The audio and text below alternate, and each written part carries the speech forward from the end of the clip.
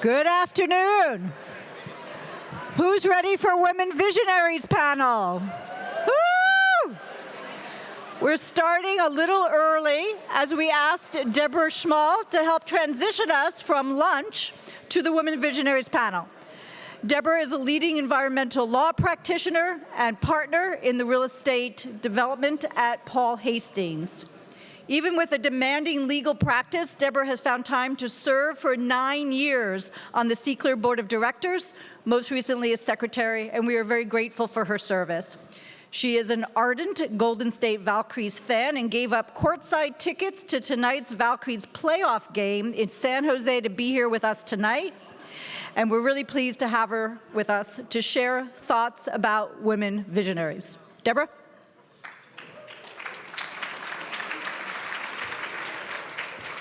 See, I'm really worried. I didn't want to watch the Valkyries get beaten badly by the Lynx, I think. But anyway, I just have a few comments about this panel of women visionaries in our field. You know, we've offered this session at all of our CALRC conferences, and it's always one of the most popular. So why is it one of the most popular? I want to make an observation that's probably not lost on any of you. I hope it's not anyway. A very, very large percentage of our high-level key regulators in California who make the decisions that govern our cleanups of challenged properties, they are women. Okay, to begin with, we even start here on the panel. Noemi, you know, who for about 25 years led US EPA Regions 9 Brownfield Development Program. And so to Maryam, the same at DTSC for 18 years. Did anybody remember that even the very director of DTSC, the head of DTSC for 20 years has been a woman, starting from Maureen Gorson, if you can go back that far, and you know, Debbie Raphael, Barbara Lee, I mean, all the way through Meredith Williams, and of course, currently to Katie Butler, all women. And the single most important woman in that office that governs brownfield cleanup policies is the Deputy Director of Site Mitigation, who is Than Berg, who is here at this conference today. I don't know if Than is here in the audience today. But those are all women. And about DTSC, I want to add an aside. Do you know where appeals of certain decisions by DTSC goes, certain key decisions? Well, it goes to the relatively new Board of Environmental Safety, of which 4 out of 5 are women. And I could go on and on. Just looking at US EPA, when I was, you know, I got on a roll thinking about this, the Regional Council of US EPA Region 9, which is based in San Francisco, which is the lead lawyer that directs all the legal work in 4 Western states, including California, has for almost 40, that's 40 years, been a woman. You know, so we have, I mean, I could go on, but my point is that California has a very, very rich tapestry of women in high-level decision-making positions and women visionaries that govern the work that we're doing here. Let me just add, trust me, it is not that way in other states, and it is not that way in EPA other regional offices. And for those of you that practice outside Region 9 and outside California, you can attest to that. It certainly wasn't that way when I joined the Justice Department's first environmental enforcement section decades ago. There was not a woman mentor to be found, and that's, of course, not true today. But I want to say that not all prominent women, even in our field, are visionaries, which led me to think, well, what is a visionary? And of course, I consulted that fountain of all contemporary knowledge, which is Google AI, and it said, here's their definition, persons with an innovative and forward-thinking idea or concept about the future, perhaps even with a unique perspective on what can be. So regardless of whether you use that definition or some other definition, you will hear these women on the panel are women visionaries. To be sure, they stand on the shoulders of women visionaries that came before them. And many of you heard Jennifer Thompson today, and there's many in this room as well. But I want to do a special shout out to two women, one of whom is at the conference, and that is Mary Hashem. Mary, for 30 years ago, founded an organization, RE Solutions, that worked on the development of the most environmentally challenged assets in California. And some of them, when you think about them, and I know some of them, are really, really difficult sites. And in doing that, she was a very effective advocate for sound but practical cleanup policies. And the other woman I want to call out as a visionary is not here today. You may not agree with all or even any of the positions that she has taken, but Attorney Jennifer Hernandez is clearly, indisputably, a visionary in our field. She had a creative and bold vision of what CEQA should look like, what CEQA reform should look like, and she moved the needle in that direction. So those are women visionaries, as are these women on the panel. The rest of us are implementers, hopefully highly effective implementers. And believe me, I'm not undervaluing that at all, because we take these bold, creative ideas of the visionaries, and it's our job to go and put them into practice and make them work in the field. So you'll hear from each of the women today, their story and how they got to where they are today. Moderating the panel will be Maryam Tasnif-Abbasi, and as I said, she was and remains the DTSC Brownfield Development Director for 18 years. And in that role, Maryam has done many things. First, she has convened collaborations between DTSC staff, other agencies, and private and public stakeholders to gather input to help inform DTSC in arriving at its brownfield policies, and then in communicating and dispersing knowledge about those policies. She's also played a key policymaker role in helping shape those brownfield cleanup policies. And with that, Maryam.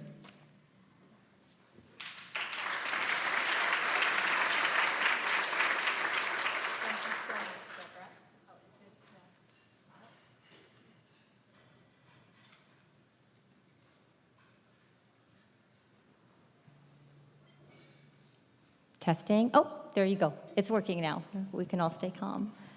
Thank you.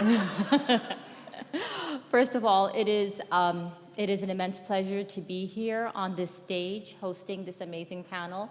I have to say that as soon as we set up our dates for the conference, I kept asking, can it be me? Can it be me? Can it be me? And eventually Jean said yes. So thank you so much, Jean, for allowing me to do this. I'm going to jump straight into things and have our panelists introduce themselves. I'm going to start with a question as well. At 22, most of us had an idea of who we wanted to be and where we wanted to be in our careers. And I'm using that age as, that's sort of the age that you kind of start. So if you can take a moment to introduce yourself, who you are, what you do, and also let us know, are you where you thought you would be when you were thinking about the stage of your career at 22? Jenny, do you want to go ahead and start? Yeah, I'll try that on for size. Maybe I'll start with the question of, am I at all where I wanted to be when I was 22? And when you told me that was your question, I panicked because I was like, I don't even remember what I was doing at 22.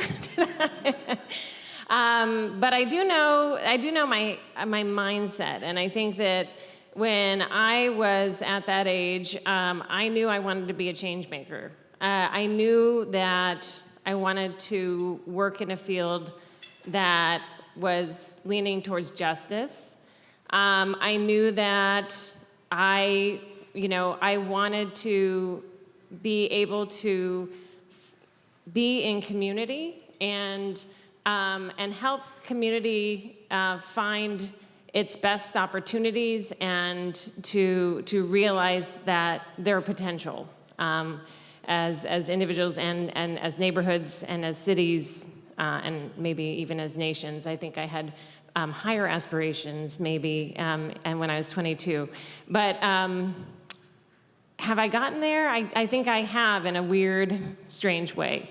So I currently work for the Housing Authority for the City of Los Angeles. I am the Chief Development Officer there, which means that I oversee all of our real estate, of which we have a lot. We have easily over 500 acres just of public housing, and another 6,000 or 7,000, losing count, units of other affordable housing throughout the city of LA. A lot of our land is not just housing, it presents as an opportunity for community with open space and public spaces. So it's a unique real estate that I get to work with. I came into that job coming out of the state's redevelopment, defunct redevelopment agencies, having worked for one in Alameda County, and then spending a decade plus down here in Los Angeles working in our redevelopment communities for some time. And, you know, kind of came into that fold as a practitioner after starting a career in policy and working for many years for a county supervisor up in Alameda County, working on important issues of the time around welfare reform. I'm going to date myself, and I talk about the issues I was working on, but we'll say it was the 90s. And we were also I worked for a congressman, Congressman Dellums, who was an important congressman in that area and had vision himself. And he worked at the end of the Cold War on an idea to demilitarize. And out of that, I got a chance to work on a decommissioning of federal land all around the Bay Area. And that kind of led me into the field that I'm in. So working backwards, that's my story. I'm sticking to it, and I'll pass it on. Yate, she kinya ani nishle look at dene, bashichin is a thana a dashanale, trohe dline a dashiche, shantro do bestot isndeshkijne a nasha, a kut out a dene, a sudden nishle. I am a phenomenal asa, a woman among many up here. That's what my shirt says. And I introduced myself in the Dene way, which Navajo. And I come from two small communities in what is now known as Arizona, but I live in Flagstaff, Kintlana. But the small communities are Shanto and Blue Gap, Arizona. And I am of the Towering House people, which are my mother's people, born from my father's matriarchs, who are of the Reed people.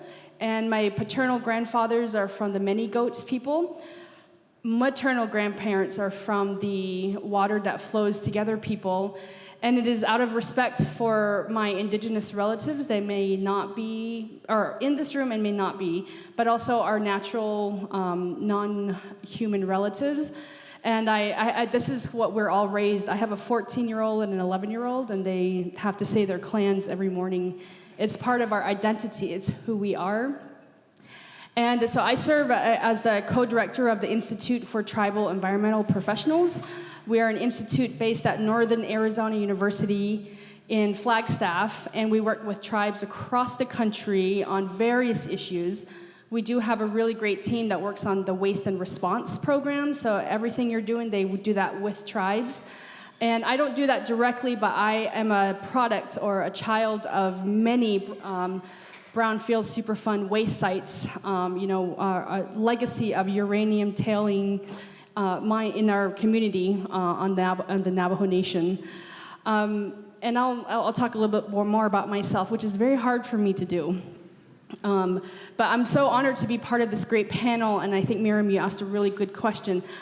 I am not where I thought I would be when I was 22, when I was at the tail end of my master's program. I have a forestry background. I worked with the Cherokee Indians of North Carolina, the Eastern Band of Cherokee Indians in North Carolina for my master's. So that's where I was.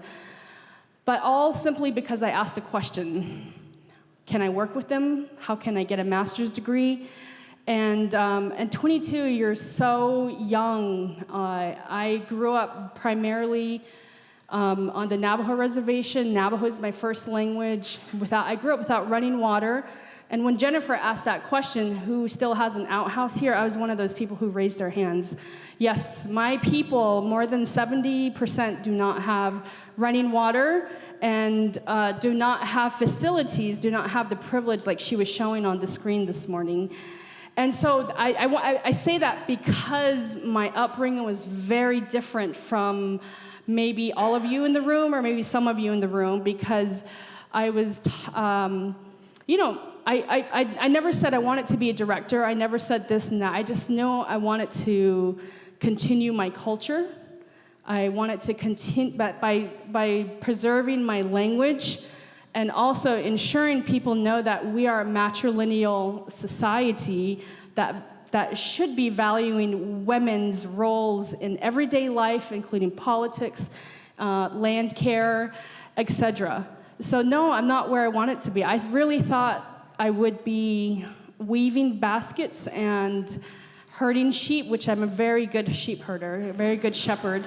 But then I'll end with this. I've lived many lives since I was 22. I was going to get my PhD, but I did not have the support that many of our young people do now in our universities, colleges, and other academic institutions across the world. But no, I stopped that. And then I became a river guide, for a commercial river guide for 13 years. And then I taught young kids how to live life after college for a long time. And then the Institute is something I've always wanted to work with. And and the reason why I'm here on this stage is because a woman believed in me. And I don't mean just my mother. A woman named Anne-Marie-Chili. If you don't know her, she's a water rights lawyer, and she's a vice president at Northern Arizona University. She said, "You're going to be a leader someday, and you're going to be sitting among a bunch of great people, and look where I'm at now." And so I never thought thank you.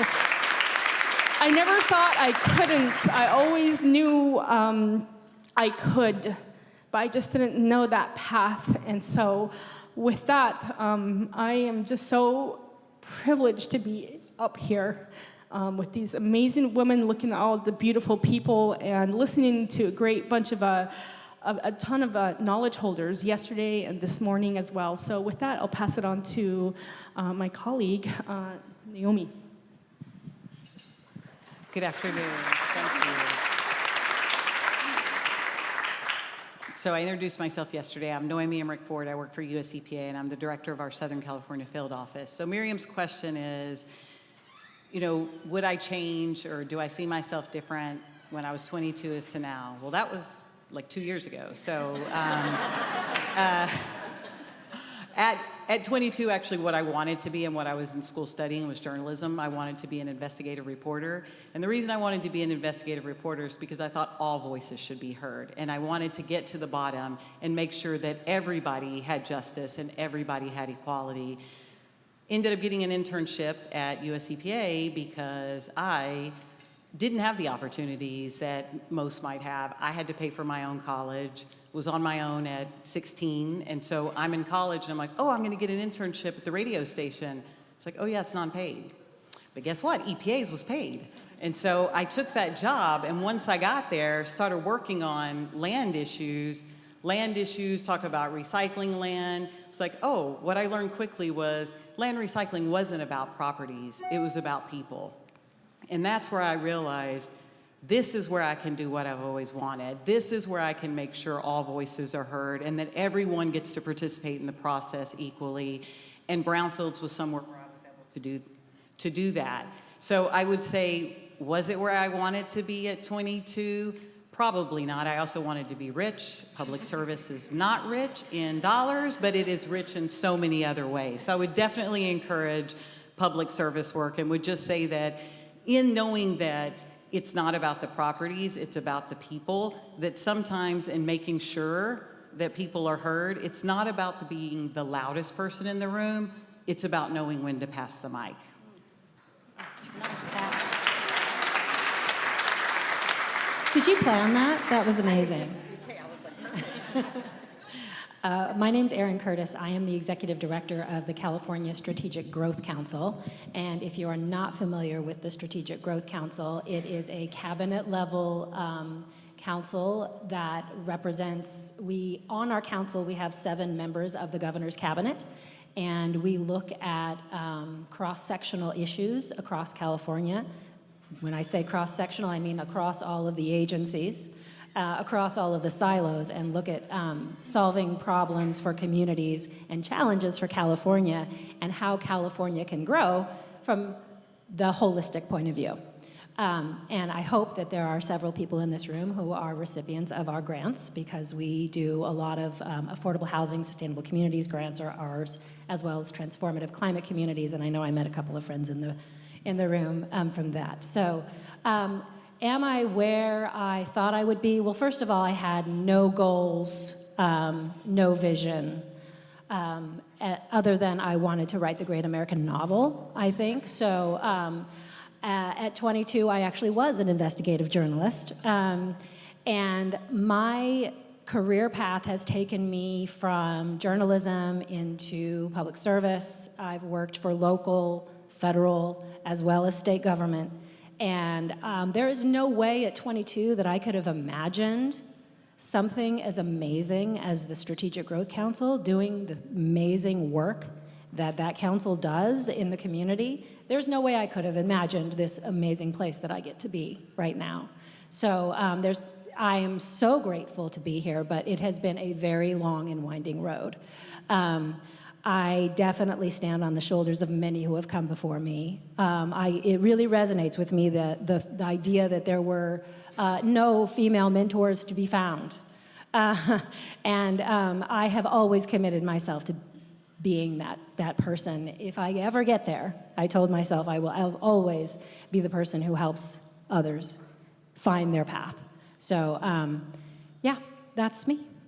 That's wonderful. These are amazing responses, and I know we had some questions that we had written, but one thing I want to pull the thread on a little bit is that Nikki and Noemi, and even your Erin to some degree, talked about opportunity. Along the way, the choices that you made in your careers and where you ended, I'm sure, Jenny, this happened to you as well, was about the opportunities and people maybe who mentored you and that maybe have defined your sort of trajectory a little bit. And so maybe starting with Nikki, can you talk about some of the opportunities that you got that were unexpected that landed you from shepherding and basket weaving to where you are today? Great question. There's a program called the Upward Bound and Talent Search. And they're in danger of losing funding right now. But those 2 programs got me through high school. I had like D's and F's in, because I went to a boarding school, not the Swiss rich kid one, but like boarding school sanctioned by the U.S. government, right? The Bureau of Indian Affairs. And and we only had, like, the librarian's daughter was the only non-Navajo kid I knew. Then I went to Flagstaff High School, which had white kids, Mexican, black kids. I just never had been around that, honestly. That number of different cultures was a culture shock. And so it was hard for me to adjust, and I make that point because if it weren't for Upward Bound or Talent Search asking the question of what do you want to do after high school, and that made me listen to my mother because she always asked me that, but I never listened to her until someone else said it. And so they helped me fill out college applications, and that's how I got into Northern Arizona University. And again, asking questions was one of my main things. And I walked into the forestry building, and somebody asked me, what do you want to do with your life? What do you like doing? And I said, I love people, and I love being outside. And he was like, well, I got the major for you. And then, and then it was like a domino effect. Like, I just could not stop doing things I thought I would never do. I've been a wildland firefighter as well, and I worked doing research, hiking across the Grand Canyon, South and North Rim, because I asked questions. And the pivotal moment was when I was sitting in a graduate class, and all these students were like, you know, we talk over each other, we challenge each other, and he nudged me and he said, Dr. Wally Covington, he said, he's a fire ecologist, and nudged me and said, you will never get anywhere if you don't get up there, raise your hand, or just start talking. And for some reason, that just woke me up. And I had to play that game. I had to learn it, and if I wanted to keep up with my peers. And so that's how I ended up with a master's degree. I got a full ride. I got a full ride to Michigan State for my PhD.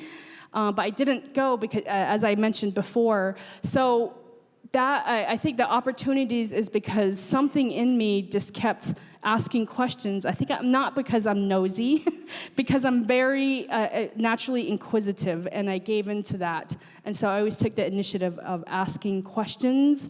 And I'm an introvert. I get overly overwhelmed easily, so I have to push myself constantly. And you are intimidating. This is a group of professionals I haven't had the pleasure of communicating or getting to know prior. You know, I have my team at ITEP that does this work, but I don't do it personally. It is so refreshing that I only knew about 2 people in the room. Usually I'm in areas where everybody, you know, we've worked together for years. So anyways, so with that, I had some great opportunities simply because I took the initiative to ask questions. Excellent, it's wonderful. Jenny, would you like to weigh in on that? Yeah, I think, I do think that it is about asking questions, and I love the idea of curiosity leading us, because I think that that's important for everybody. But I think for me, the opportunity that I wasn't expecting, as I said, I started out working in policy, and you know, I thought that I was going to work in politics and in policy, but every time that we had someone come into the office that was a practitioner who talked to us about, you know, a specific issue and really sort of drilled down into the whys and the reasons, and had that, you know, just incredible knowledge of their field, they're the ones who always had the great solution. And I was always looking over the fence thinking, I want to be on that side. Like, I don't, that's where things are really happening. That's where change is being made. Politics gets you bogged down. A lot of times policy doesn't, you know, happen the way you think it's going to. The things that seem simple all of a sudden are not. So I think it was that opportunity when, you know, when my boss at the time, the congressman, had worked on this idea of closing down federal bases, and you know, the president at that time said, "Great idea. Let's start in your backyard, and we'll do 5 or 6 bases all around the Bay Area, and you know, here's some money. Put together a commission and figure out how to do it."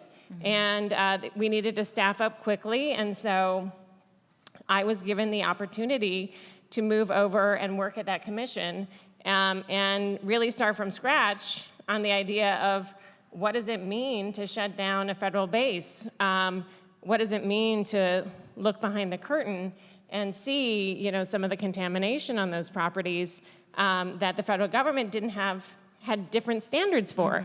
And how do you then turn that land into land that's usable for the community around it? How do you allow the community in to that process? I mean, just incredible amounts of these questions that we got to start to think about and answer. And I think that was my big opportunity to start to think about what I could do in life and the changes that I could make. That's great. So see, a mentor once told me that if you ask a question, it's 50% chance yes, 50% chance no. He said, throw that away. It's Yes, no, or it depends. And I want you to live in the it depends. And so as a public servant and knowing that I wanted to lift other voices, I would work on the it depends. And so oftentimes, I'm sure there's many of you in this room that I worked with in Brownfield, you would ask me a question and I'm like, but is that really the question you want to ask me? What is your goal? Let's rephrase the question so we can get to that yes, and you don't live in the it just depends. And so in part of that, me living in that it depends gave me opportunities to step into places that I would not have been able to if I would have just waited for a yes or no answer. So for instance, I'm from Chicago.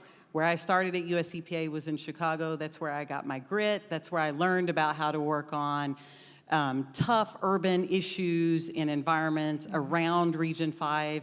But I really wanted to move to LA. I wanted something different in my life. So I am a little bit older than 22. At 30, my mentor was like, look, if you want a seat at the table, you need to make that seat at the table, but make sure you bring a few extra seats for others. So there was a job in LA, city of LA, the position had closed, but they didn't find who they wanted. So I reached back out, sent my resume, I ended up getting that job. I moved to LA and here I am, and it's because I didn't accept the yes or the no, I kept pushing. So I would just say to all of you, try to live in that it depends. Find people who are like that, who can be your allies, who do that, and just remember, when you get that seat at the table, make sure that you have a few more to allow others to sit with you. That's wonderful. Thank you for sharing that. So one of the things that I was going to say is never take no for an answer. So I think that dovetails very well with what you're saying, Noemi. One of the biggest lessons I've learned in my career is that nothing is easy. Nothing. Not even finding the bathroom is easy. And if you come from that place, if that's where you start, when things are easy, it's a wonderful surprise.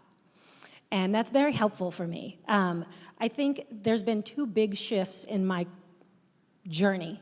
And one of them started at the beginning of my education because I also did not come from a family of college graduates.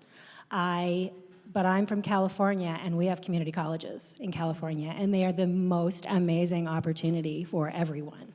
And they're even better now because they're totally free. But the community college was my opportunity to bootstrap myself, and it was an amazing proving ground. And very quickly I learned that you get into things what you put into them. You get out of things what you put into them. I grew up in El Dorado County, way up in the gold country, and the college up there was called the College Behind Rayleigh's. But you take the opportunities that you have and you make the best of them. And so that for me was a really big opportunity. And the first thing that I did, because I didn't know what I wanted to do, and I didn't know what even the paths were that were available to me. And that was pre-internet. It was in the 20th century. And you had to go find things and put your hands on them to learn about the opportunities that were available. It's so much easier now, which is awesome. And I think that the community colleges are still there, and they're there for lifelong learning. I could go back and probably learn about what you're all doing these days. So, and the other big shift in my career was, as a woman, I had a child, right? And the child that I had, the baby that I had, was not a baby that I could leave with someone else and go back to work. He just wasn't. He woke up every hour and a half, and he screamed all the time, and you have to love somebody and to take care of somebody like that. And I just didn't feel comfortable leaving him with someone else. So, a woman is often left with a decision in her career. What do I do? I took time off, and I spent time with my child. And a couple of years later, the bubble burst, and I had to go back to work. But I'm very grateful that I had the opportunity to take the break, because where I ended up is where what has brought me where I am today. I took a couple of steps back in my career, as many of us do when we take time off to have children, and I ended up having the opportunity to work for the Department of the Interior and be outside. And then I realized, this is me. This is where I need to be. I need to be outside, and I need to be working with people who have boots on the ground. And from there, it's been a lot of environmental work. But those two big shifts, unexpected parts of my journey that led me to where I am today. And I think that dovetails very nicely into what Nikki was saying, where Nikki couldn't take an opportunity just because of the lack of support. And I think that is a common thing.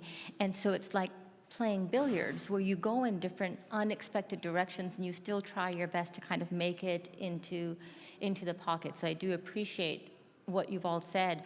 On the topic of, taking yes or no, or even, a maybe for an answer, another option really is to not ask the question, is to just keep going for as far as you can. So that's another thing I wanted, to kind of have us reflect on.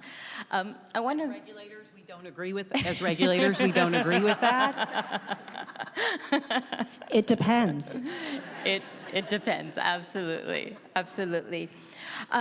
I want to kind of turn our attention to like another question. When it comes to the leadership roles that all of you occupy, what has it meant for you to be a woman in that space and navigate yourself through often, especially in some of our earlier parts of our career, in these male-dominated spaces? What has that been like? Maybe we can start with Erin. Sure. Well, there's the imposter syndrome that we are all very familiar with. But, I think that just happens for all of us. And once you realize that you're up here sitting on a Women Visionaries panel and feeling like an imposter, just whatever, you're here. So be it. I think it's really important just to own your space, and you walk through the doors that open. Knock on the door. I do remember one pivotal moment in my career, and that was when I was working with the community colleges. I had just gotten a job there as a communicator, and this was back in the mid-2000s when we were passing bonds, and I was in Orange County, where they didn't like to pass bonds, and I thought that I needed to be in charge of this project. I don't know what I was thinking. I really do not. I was very young, I was very green, but I just knew that I cared a lot about doing this. And I walked into the chancellor's office and said, I really think that you should make me in charge of this project. I don't know what motivated me to do it, but I got a yes. You asked the question, and I got a yes, and it was an amazing experience. So, just follow your gut. Have some courage. If they say no, what's the worst that can happen?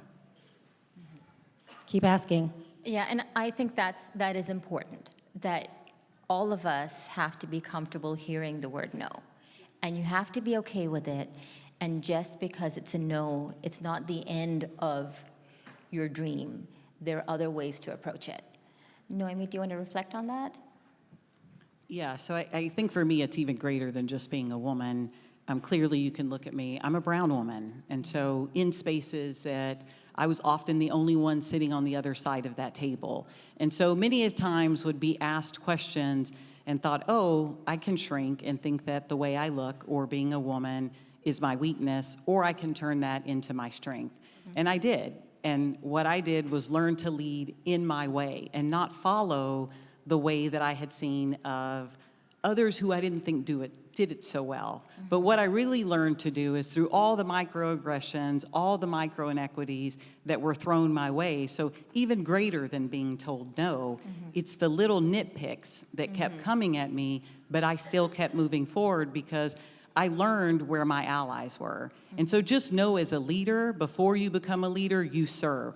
All those people who are there next to you serving will eventually be a leader with you. And that's where I found my tribe, and that's where I found my allies and learned to depend on them and really learned how to work in ambiguous situations. So I would just say that if you, as a woman or as someone who others might think of as different, that you step in that space and you hold that up as your strength because you belong there. And so I lead, I help lead others. I don't ask for permission, but eventually the permission will follow.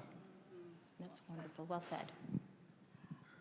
Another great question, Maryam. I think I have to agree with what the two ladies said. They said, like, the microaggressions, that come every single day. And I know often it's because I'm a brown woman as well. I can give you examples of what happened yesterday, last week, when white men, white women, but even people that look like me try to put me down passive-aggressively because I don't have a PhD. And I'm punished for that, and I'm treated in a way that makes me, of course, question, like, am I imagining things? But I'm not. And one of the conversations I was having here with one of new friends I met was, how do you take up space? You don't ask permission. Really, you just show up. I think, like Maryam was saying, maybe ask a question later, but show up and say, or say, yeah, I want to be there. This is where I need to be because, and then you give your reasons and just stay. Even.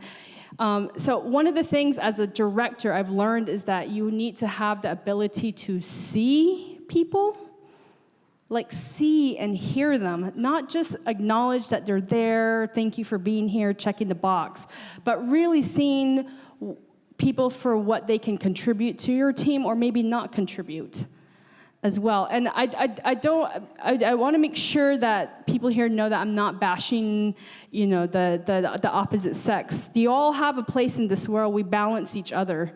In the Navajo way, we call it hojonje, the beauty way, where we have to balance each other out. I live two worlds in the Navajo way, very traditional. This home, I'm going home to herd sheep, chop wood, and do whatever my mom and dad say. I have to go outside and harvest the corn, the melons, all that stuff. And then I come back on Monday, and I have to be a co-director saying, where are all your performance appraisals? They're due on Friday, and let's have meetings. So having those two roles, I think, is really, a lot of us walk it, right? We have a family.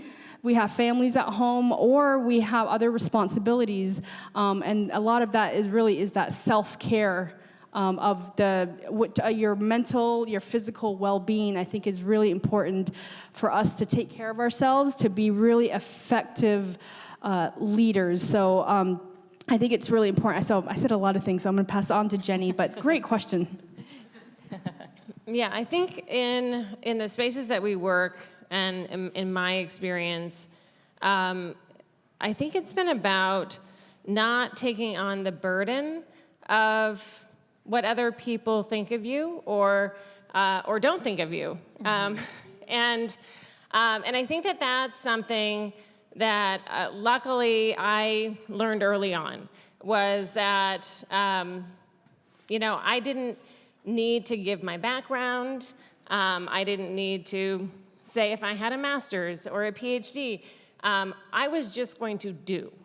And I was just going to perform. I was going to do what I knew was right. I was going to use every skill that I had, and I was going to make change happen.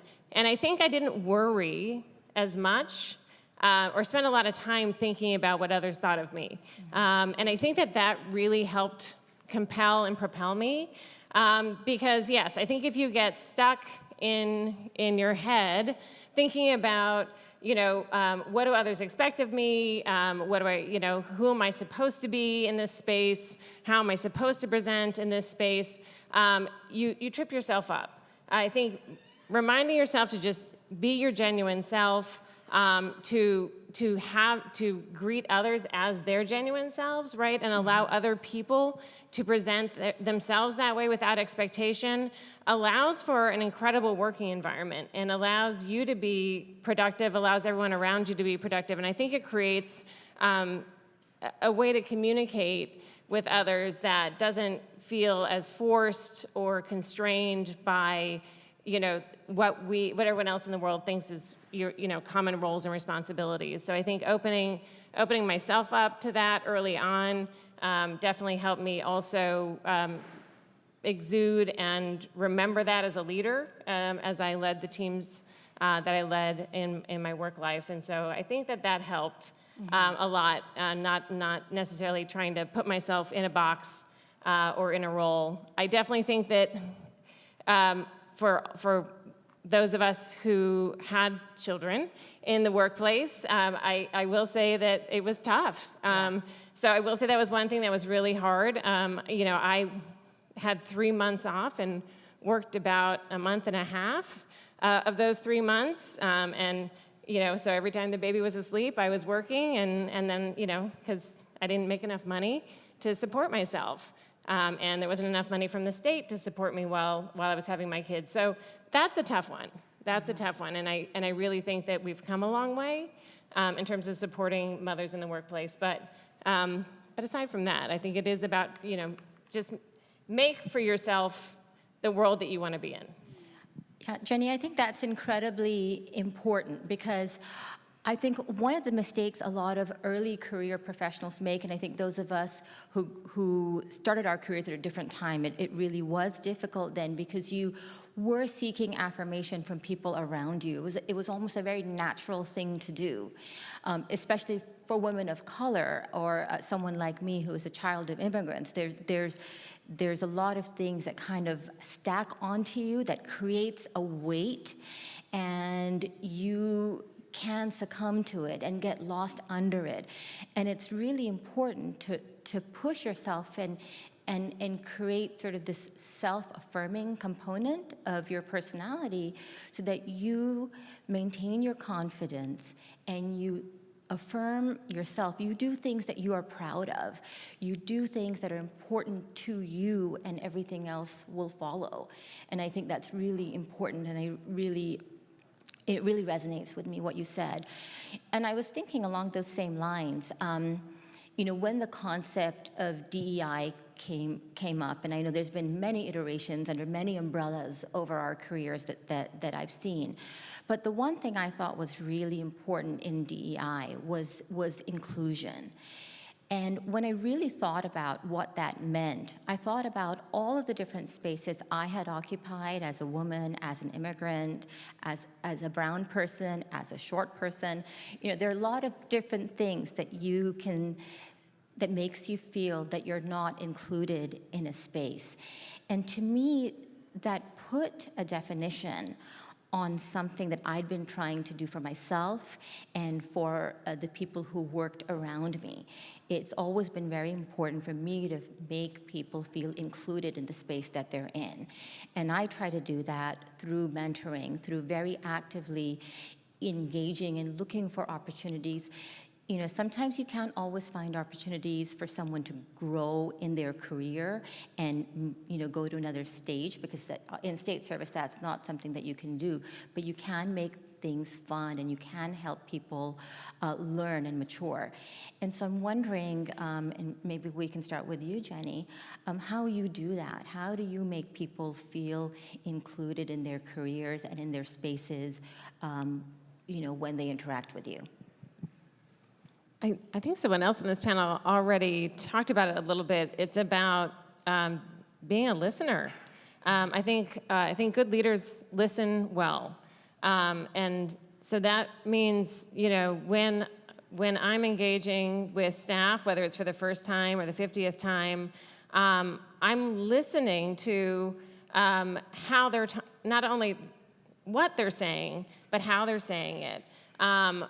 You know, trying to understand the questions they want me to ask them, right? How can I lead them in a way that gets to what they really want to contribute?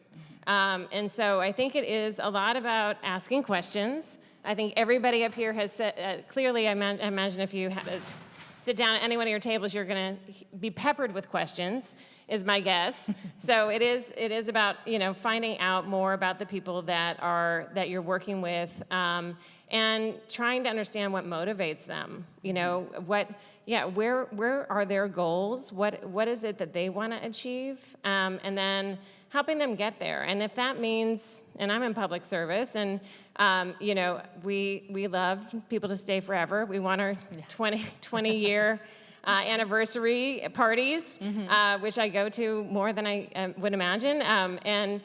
But we want people to succeed. I want people to succeed. I want people to be in the space that is most comfortable for them, most exciting for them. So I'm always encouraging my team to tell me about where they want to be and then helping them get there. And sometimes that's within the organization that I lead, and sometimes that's growing them in the organization, knowing that their goal is to move outside of that organization and spread their incredible beauty and wealth of knowledge elsewhere in the world. So I think that's sort of what I bring to the table. Thank you. Nikki? Thank you, Jenny.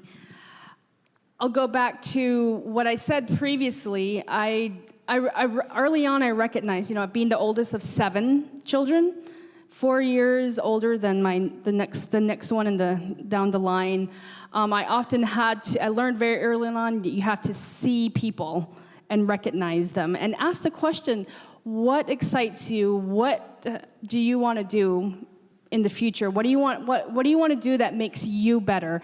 Asking those questions of people you supervise, or like I have two 20-year-olds on my team. We're like 20 years apart, and it's so different how they see the world from how I see the world. And they're a little scared of me because I have the title of co-director. It's hilarious. Like I called the young kid into my office, and he got pale, and he was so nervous. And we're brought up to fear people in authoritative positions. And I try to dispel that. I'm like, nope, my office is always open. You can tell me anything. Nothing will not surprise, things may surprise me, but how will you know the answer if you never ask the question? And so I'm really trying to make sure that my team is comfortable. And my door's always open. They can text me, call me, but within business hours.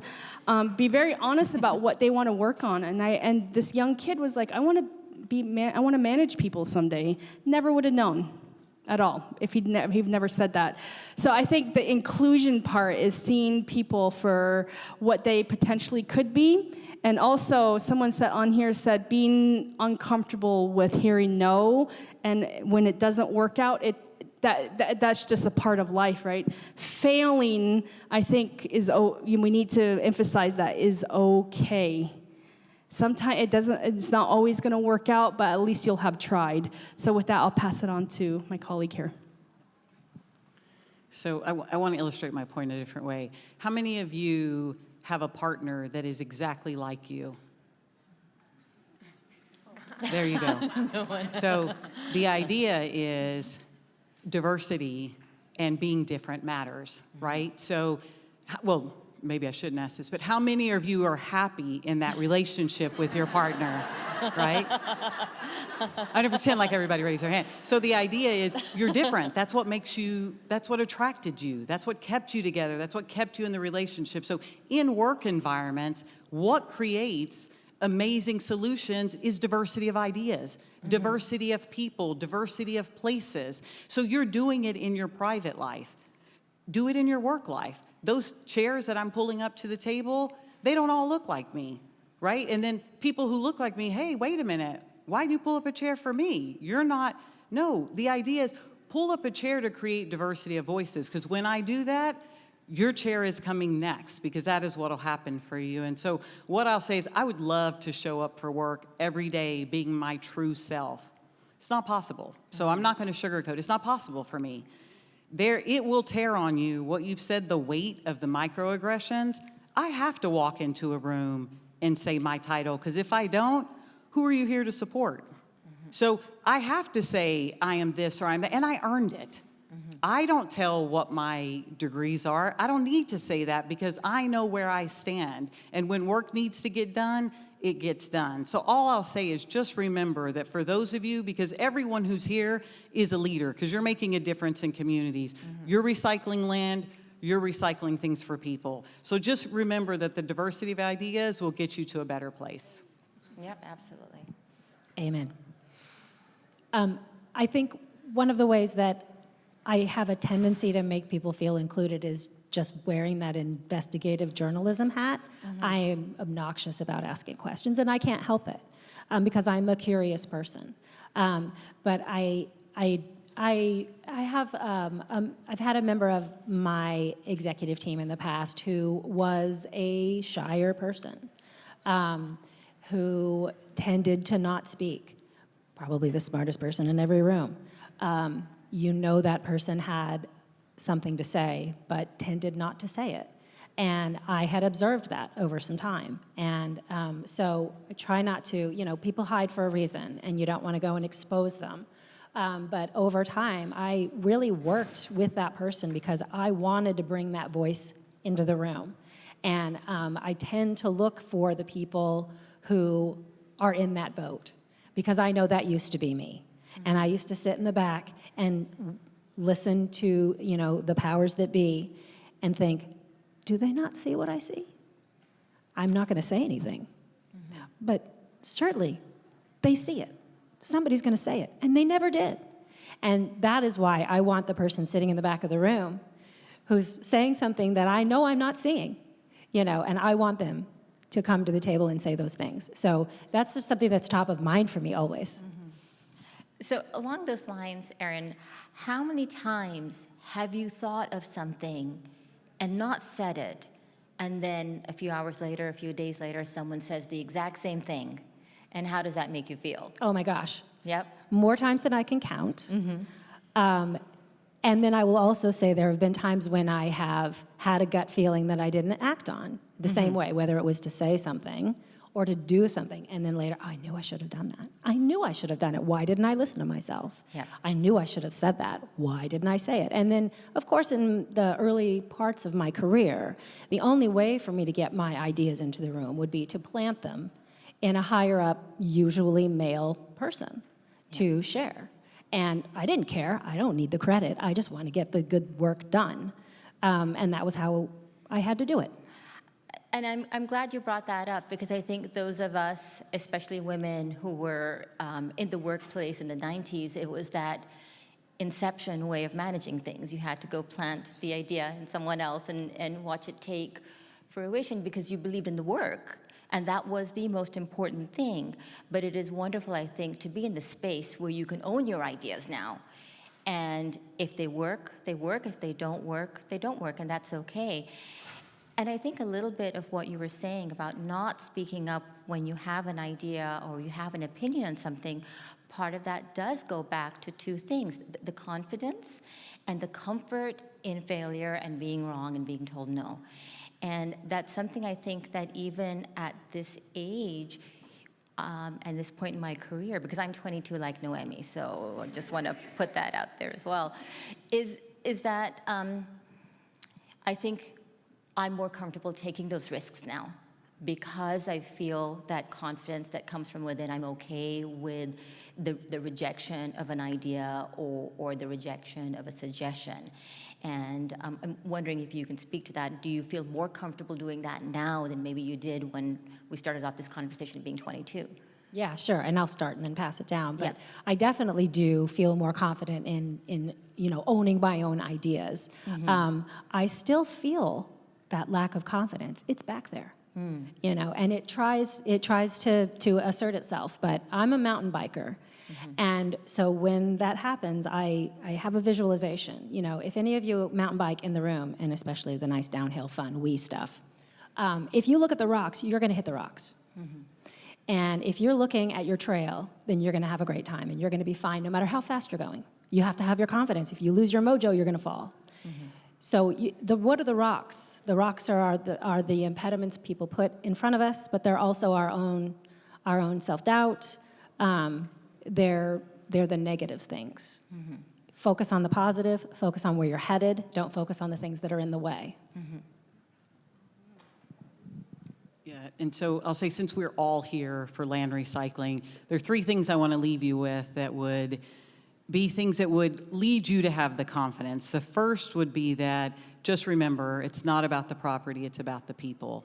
And second, it's not just about cleaning up a piece of land, it's about providing dignity and hope and giving that back to your partners that you're working with. You're not just giving it back to a community, you're part of that community.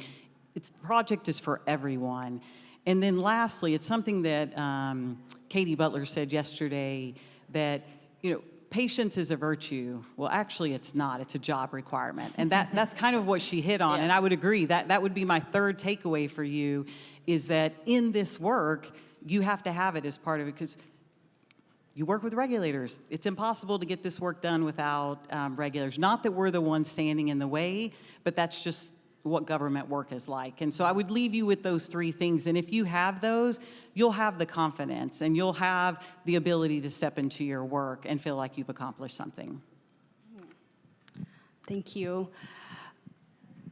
I grew up with my grandmother, my grandparents. They taught me Navajo, and I did what my grandmother said, the matriarch, the decision maker in the family. So I became a yes person. And it stayed with me into college and then into my professional life. And I stopped being a yes person, a people pleaser. And I had to, because it didn't always work out for the benefit of everyone. So, and now I am confident enough to say, no, that's not going to work, or let's see what other solutions we can come up with. So being solution-oriented, but also learning to read the room, to making sure what you are saying is not mocking someone else, regardless of where they come from, what culture that they come from. So that's a really important aspect I would encourage you all to relay to the upcoming generations, making sure that you read the room, you're confident about what you say. I have said stuff where I cringe afterwards. I'm like, I don't think that was conducive to the conversation at hand. And being able to acknowledge, you know what, I did it wrong. I said it wrong, I apologize, I'll apologize, and I'll make it better next time. And also, I'll end with this, a lot of us, we're all in our, early, mid-20s? So yes, there are no other younger than us, they're all still in college, they're still up and coming professionals. And I think it's really important for us to let them know that we believe in them, and that they can be confident. We all grow up very insecure for whatever reason. Maybe not all of you. I was very insecure about my skin color. I was very insecure about my history as a Native American, when the people in my town think that aren't familiar with the indigenous cultures, that we're all drunk Indians, that we're all homeless. There's a lot of stereotypes out there that I still have to contend with. And the racism, the sexism remains, and that translates to my professional life, and I experience it as well. And being very insecure about how I look, right? Short, 5'2", I thought I was 5'4" for a long time, Maryam, but no, it turns out I'm only 5'2". But also being, I'm not, my sister's like this tall, skinny, thin, lean model because she runs a lot mostly, but she's modeled before. I don't look like her, and I think recognizing that too, taking care of yourself at home. I can walk into a room and wear this shirt and not feel otherwise except confident, because that shows people you belong in that room, you belong in that space. And I want to give props to all the ladies up here, the young women wearing the beautiful shoes. Look at that, silver shoes, red pumps. I mean, that is telling people I am here. And so whatever we wear, I like big jewelry, right? Flashy, this is how I show who I am. I'm not flashy at all, just in case you just a little bit. I just want to... So my point, and I'll pass it to Jenny, is confidence is something that's always at work, right?